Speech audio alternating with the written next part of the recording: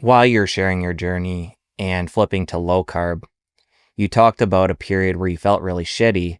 I think for you it was a relatively short period of time. For somebody who today feels motivated, they're going to take on what we're talking about diet wise. How would you recommend they begin? And would it be different than the way you did it?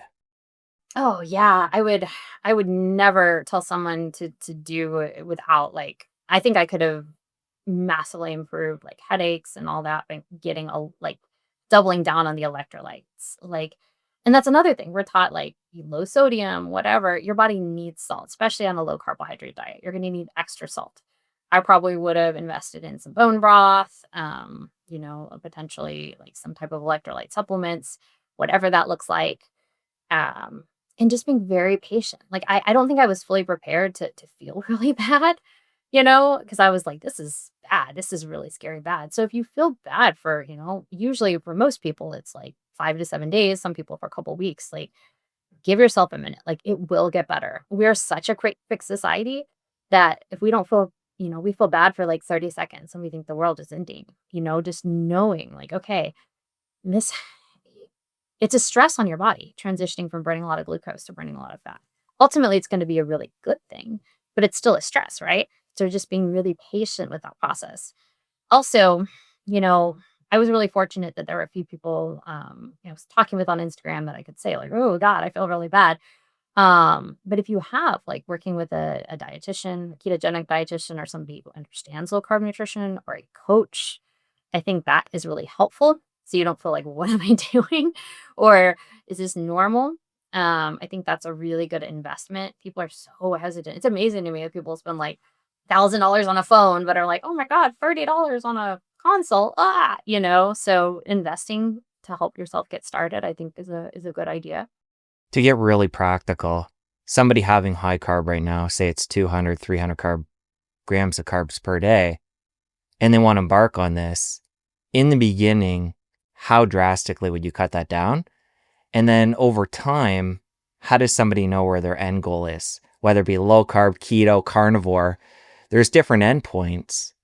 How do they know how far to push it?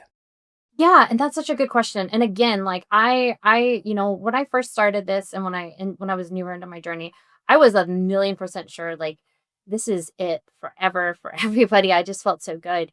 But I've been in this space long enough to know that there are different ways to eat. And I would never tell somebody who's like, my labs are good, I'm metabolically healthy, I eat 300 grams of carbs a day. Like, okay, great. That's wonderful. I'm glad you feel good. Like, keep it up. Don't, if you're happy and healthy and doing something, that's fine.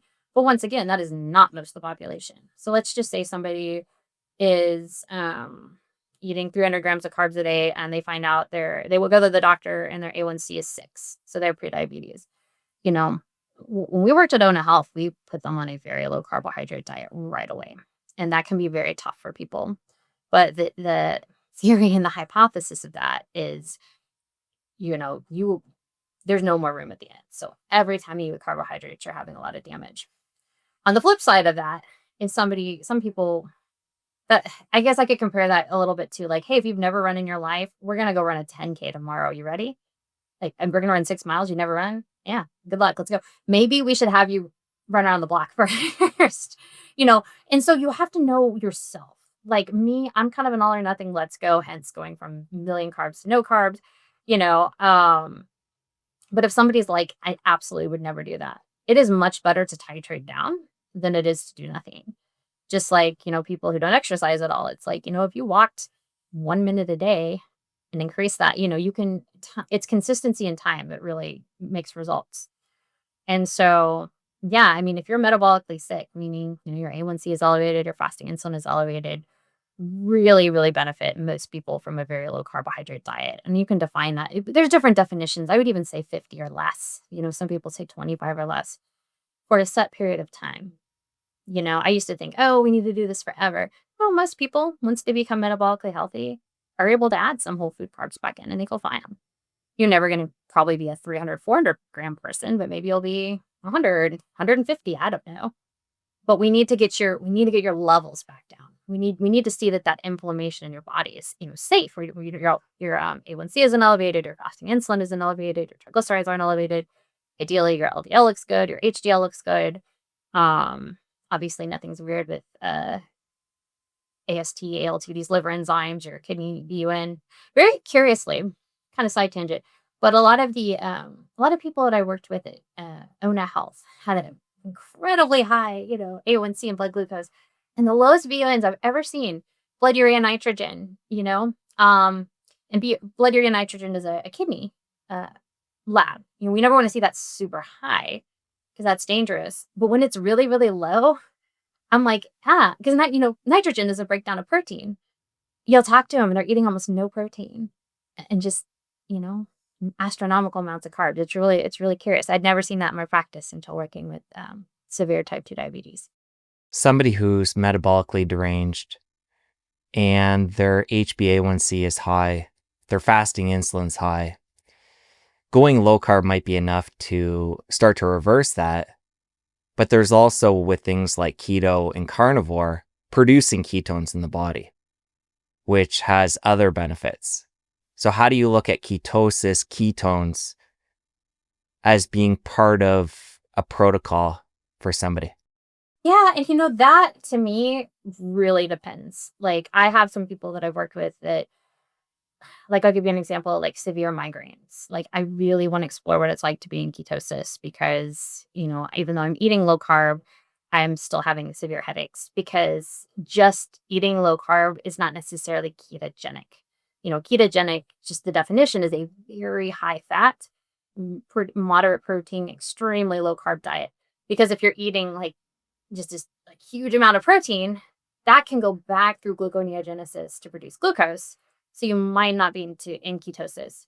And so in general, especially with people just starting out, I'm not super worried about that. Like, most of the time it's like, we just gotta, even just starting by reducing the processed food. I'm honestly blown away. This comes back to our lovely education system in this country. How many people can't cook or don't know how to, like, very basic, brown meat, chicken breasts? Like, I know one girl kept saying, like, so how do I cook the chicken patties? I'm like, chickens don't come in patties. You need to stop going to McDonald's. Like, just very basic things like that. So just sometimes it's just getting people off and a lot of people just think carbs are bread. It's like, no, this is fruit, this is sugar, this is rice, this is plantains, this is beans, this is so many different things. Since you made it to the end of this clip, I know you're going to love the full episode. Click here to watch. I'll see you over there. We are not going to medicate or moderate out of this. We have great data, tons of clinical published trials on people reversing type 2 diabetes with lower carbohydrate diets. But if you're very sick, you need to be focusing on what does your body need.